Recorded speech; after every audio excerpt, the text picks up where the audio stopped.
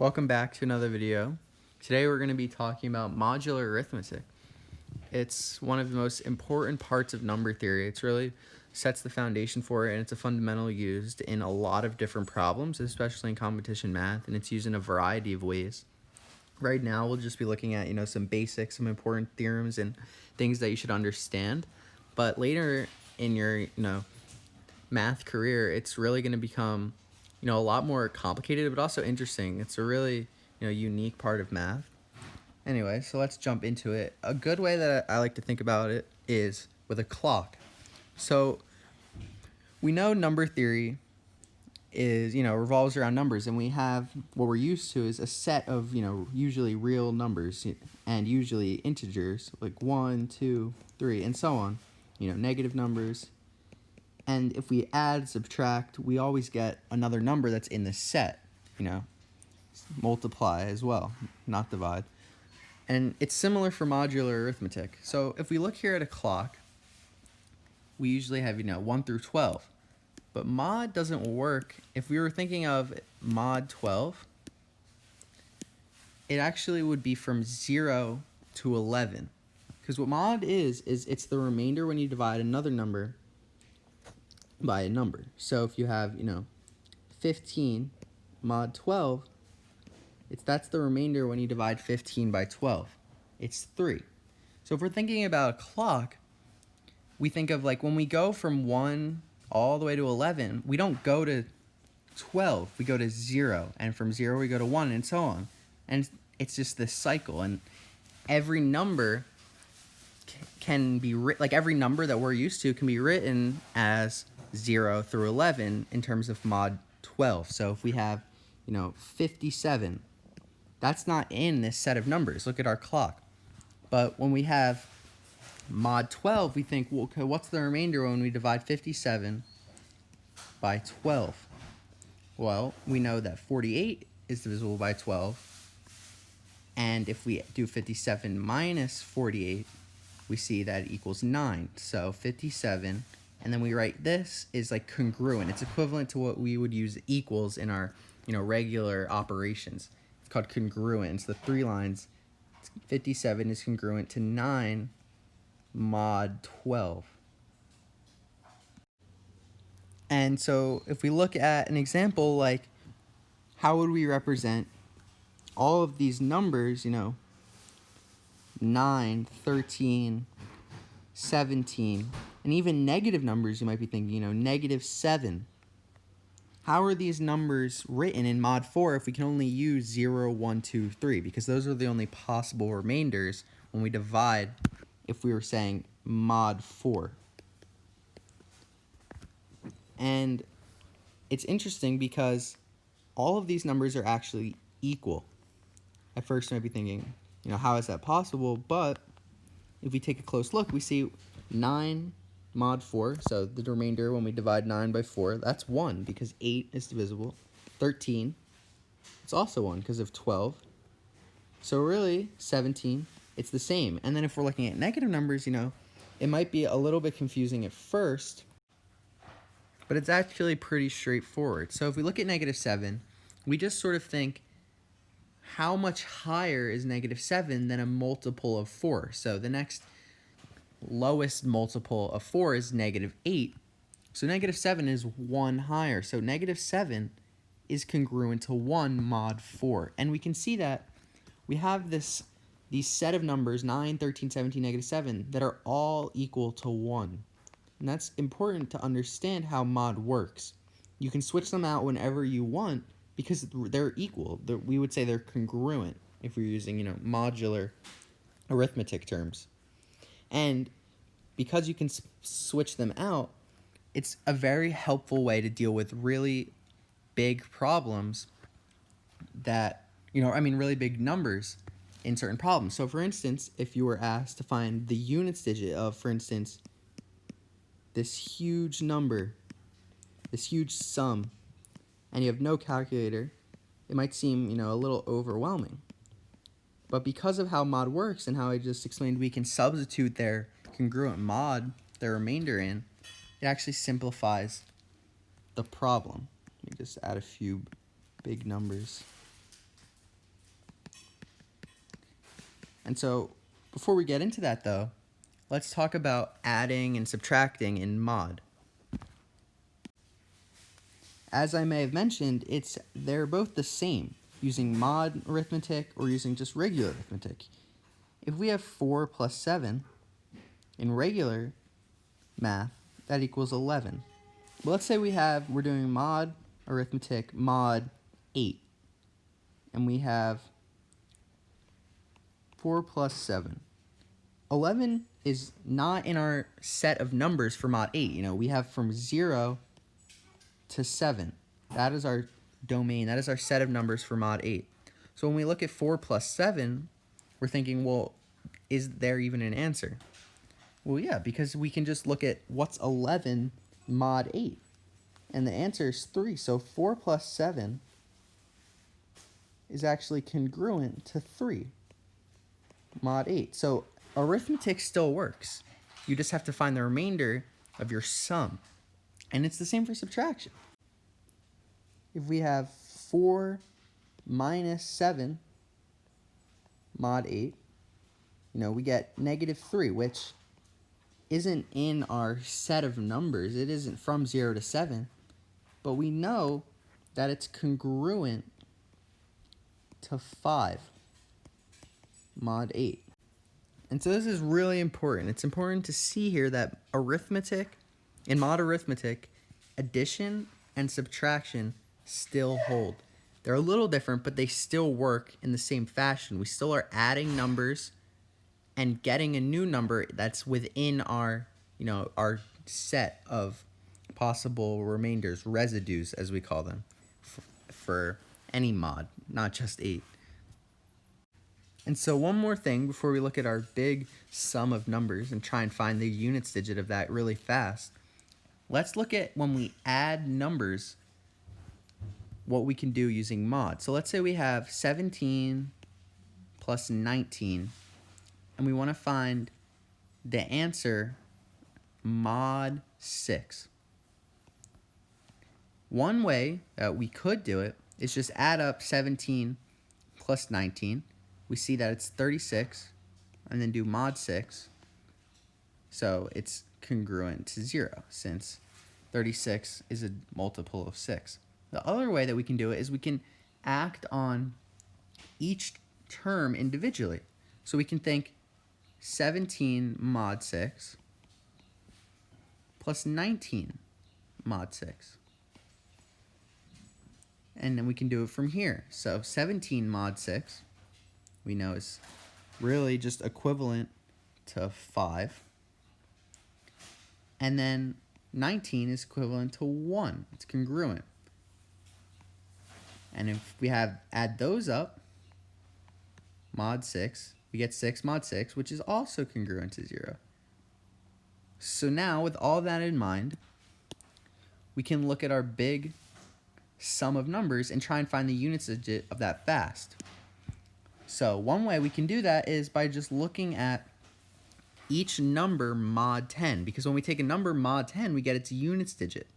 For instance, if we have 137 mod 10, we get the remainder when we divide by 10. Well, we notice that 130 is divisible, so then we have 7 left over. So that's our remainder, that's our residue, mod 10, and that's also happens to be our units digit. So when we look at these big numbers, all mod 10, and then add them, since we know we can add and we can subtract in mod, we can find our units digit of the sum pretty easily by just adding, single digits. So the first one is 4, then minus 9, plus 9, plus 1, and plus 8. And remember, we still want all that mod 10 so that we can get the units digit. So that's 4 plus 9 mod 10. That's really 13 mod 10, so the answer is 3. We didn't need to use our calculator. We didn't need to try and add all that up or subtract all that up in our head. We just used a bit of mod and kept in mind that addition still holds for mod arithmetic. Now let's take a look at multiplication in modular arithmetic, which also, like addition and subtraction, works just the same. And it's actually an even larger advantage when we're, doing math problems. So let's, for instance, take a look at this word problem. Jerry has 44 boxes of soda. The cans of soda in each box are packed oddly so that there's 113 cans in each box. Jerry plans to pack the sodas into cases of 12 cans to sell. After making as many complete cases as possible, how many sodas will Jerry have left over? And so, as some of you may have realized, it's asking us what's the remainder when the product 44 times 113 is divided by 12. And without a calculator, which you won't have on the AMCs, this seems a little difficult. You would have to do this out by hand, probably, without mod arithmetic. I would probably break each number up into a sum and then product, FOIL it out, which is where you make the product of two sums, which is something like this, where we can write 44 as 3 times 12 plus 8, 113 equals 9 times 12 plus 5, and then 44 times 13 then we can write out as 3 times 12 plus 8 times 9 times 12 plus 5, and then this is FOIL where we multiply out the two parentheses. We get 3 times 9 times 12 squared, because we have the two 12s, plus 3 times 5 plus 8 times 9, all together times 12, and then finally plus 8 times 5. That is a lot. And then if we look at all of that, we can already see that each part of the product is a multiple of 12. We have a product multiple there, and we have a multiple there. So what's left is 40, right here. So when we take 40 mod 12, we see that the remainder is 4, since 36 is congruent to 0 mod 12, meaning it's a multiple of 12. So that works. It's a quick trick, but it's still a lot more work than if we did this using mod arithmetic. But now let's look at that using mod arithmetic multiplication. So first we have 44. If we look at that mod 12, we see it's congruent to 8. And if we look at 113, it's congruent to 5 mod 12. Now, since we know that multiplication works just the same in mod arithmetic, we can write it like this, which is a lot simpler. And we see our answer is 4. So just like that, we've seen that arithmetic holds when we saw that 4 plus 7 plus 9 is, let's say congruent in terms of mod 3, let's say it's congruent to 1 plus 0 is congruent to 2 mod 3. Subtraction is the same since it's just adding negative numbers. And so to sum it up, let's take a look at these 3 identities that you need to know hold in modular arithmetic. So let's say that we have 4 integers, a, b, c, and d, and a positive integer m such that a is congruent to b mod m and c is congruent to d mod m. The following identities we just proved using real numbers, but let's take a look at them a little more abstractly. For addition, what that says is a plus c is always congruent to b plus d mod m. And for subtraction, a minus c is always congruent to b minus d mod m. And finally, for multiplication, a times c is congruent to b times d mod m. And for division, which we'll just do next, you'll see that it actually doesn't work so simply. It's not A divided by C is congruent to B divided by D mod M. So now let's take a look at what division is then. So let's say we have 10 is congruent to 4 mod 6. We know this is true because 4 is the remainder when we divide 10 by 6. So if we think we divide both sides by 2 like we can when we have usual equations, so we divide on either side of the congruence, we get 5 is congruent to 2 mod 6, we see that this isn't true because 5 is congruent to 5 mod 6. So division doesn't work like it should. And intuitively, it might seem a little confusing because division should undo multiplication. That is, it should divide x by y, means to find a number z such that y times z is x. And in the problem above, there are different candidates for z, meaning both 5 and 2 would give 4 when multiplied by 2 mod 6. So that would leave the question, what should we choose for 4 divided by 2? 5 or 2?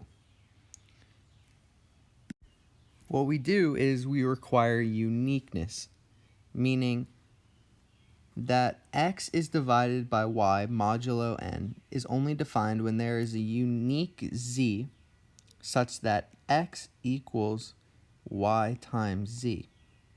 And we can obtain a condition on y by saying, suppose that z sub 1 times y equals z sub 2 times y mod n.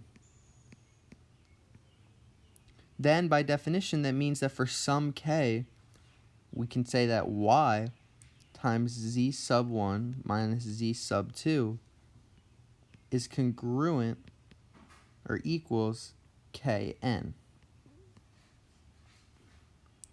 Then, if we let d be the greatest common divisor, which we learned in previous video, so d equals the GCF of n and y, then n divided by d divides z sub 1 minus z sub 2 since it cannot divide y. Thus, we have that z sub 1 y is congruent to z sub 2 y mod n only if z sub 1 is congruent to z sub 2 mod n divided by d.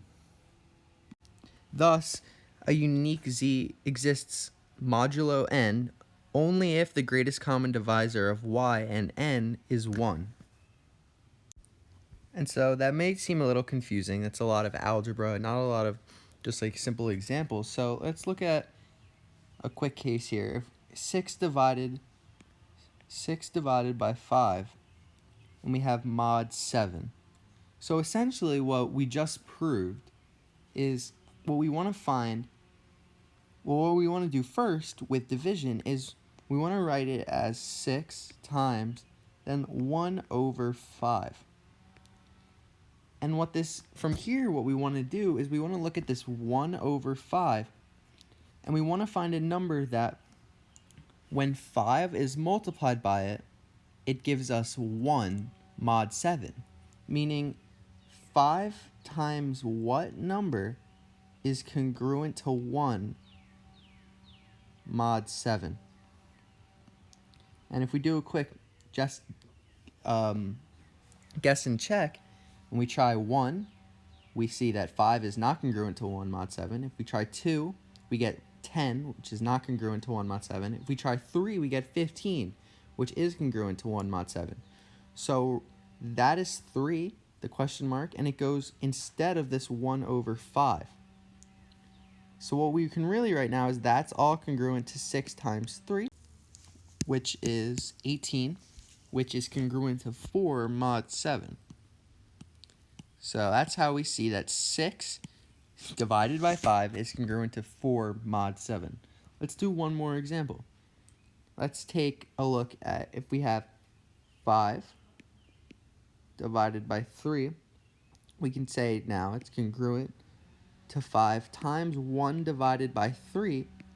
And then we can write 1 divided by 3 is congruent to some number where that number times 3 is congruent to 1 mod 7. That's what we had proved earlier using the z sub 1s, z sub 2s, the x and y's.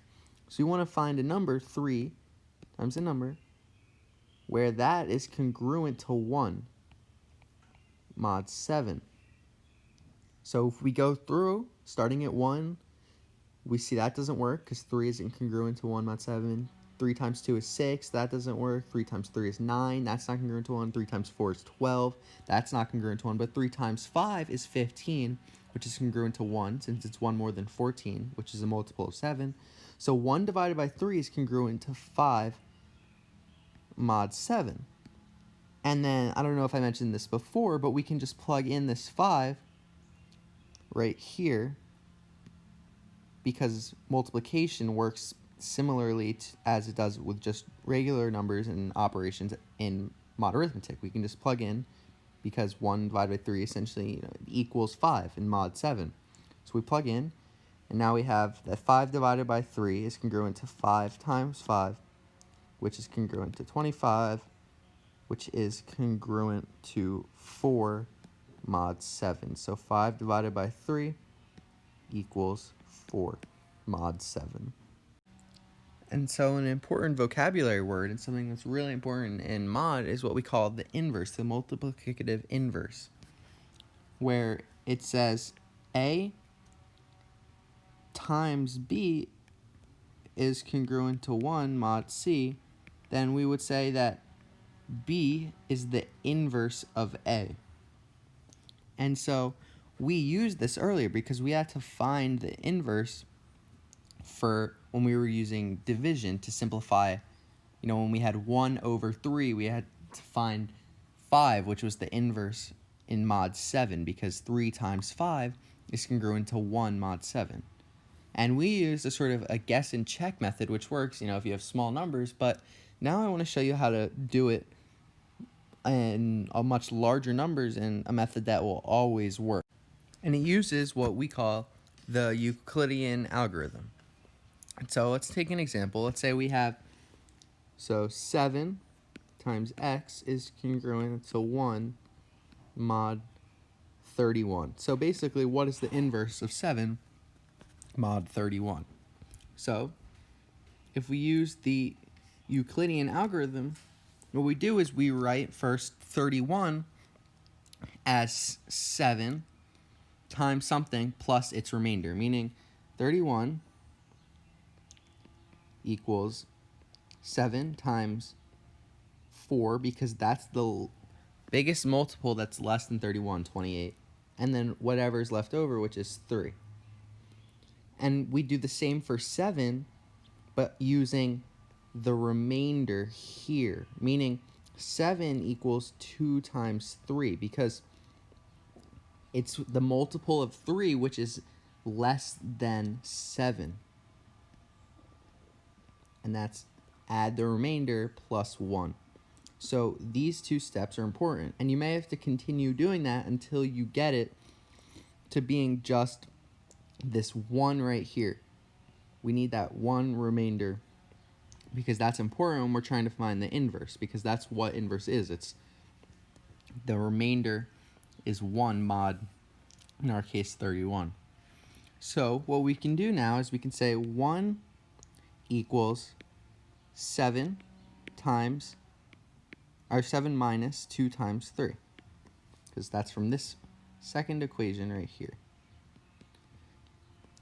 But we also know that 1 equals then 7 minus 2, and then plug in for 3 what we have from our first equation, which is 31 minus 4 times 7.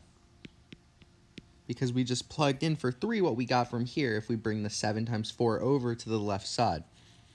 So now if we simplify what we have 1 equals, then we can simplify this parentheses, so we have 7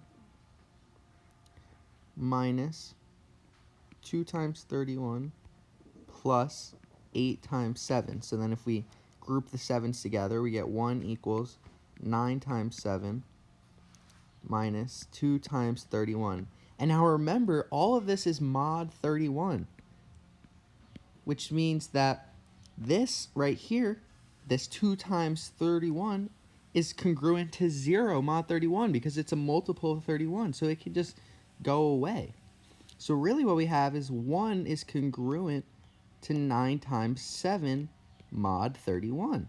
And if we remember what we were looking for all the way back here, we see, oh, well, the x is 9. So 9 is the inverse of 7 mod 31.